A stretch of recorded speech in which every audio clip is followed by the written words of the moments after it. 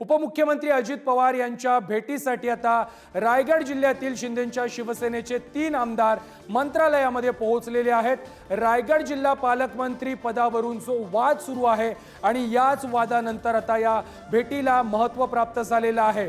शिवसेनेचे 3ही आमदार सध्या उपमुख्यमंत्री अजित पवार यांच्या भेटीसाठी मंत्रालयामध्ये पोहोचलेले आहेत। मंत्री भरतशेठ गोगावले यांच्या सोबत उपमुख्यमंत्री अजित पवार यांची भेट घेण्यासाठी हे आमदार सध्या मंत्रालयात पोहोचलेले आहेत। यामध्ये महेंद्र थोरवे आणि महेंद्र दळवी यांचा देखील समावेश आहे। झालंय ते झालंय, आता जे काय होईल ते पण चांगलं होईल आणि आता 2 दिवसामध्ये त्याचा निर्णय होईल। तुम्ही कोणी काळजी करू नका। आता आमच्याकडनं फक्त आमच्या खात्याची मीटिंग आहे, त्याच्याबद्दल आम्हाला जरा चर्चा करू दे, मग त्या खात्यात काय मिळतंय ते तुला सांगतो। ठाम आहात का आपण पालकमंत्री पदावर ठाम आहे।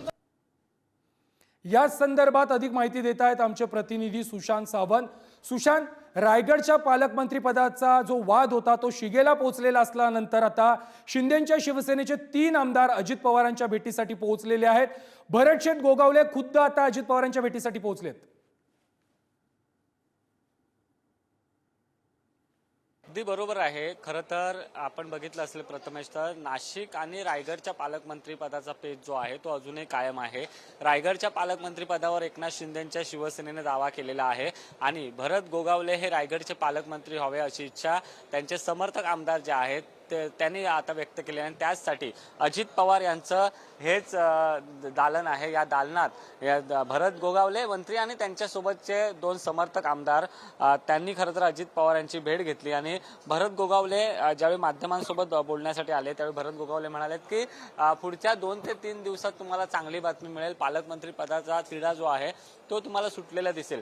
आपण बघितलं असलं प्रथमेश, तर या रायगडच्या पालकमंत्री पदावरून कुठेतरी वाद निर्माण झाले होते। मग सुनील तटकरे यांच्यावर आरोप करण्यात आले होते, मग त्याला पलटवार पुन्हा एकदा सुनील तटकरेने दिला होता आणि त्यानंतर महायुतीत कुठेतरी या पालकमंत्री पदावरून बिनसलंय की काय अशी चर्चा सुरू होती।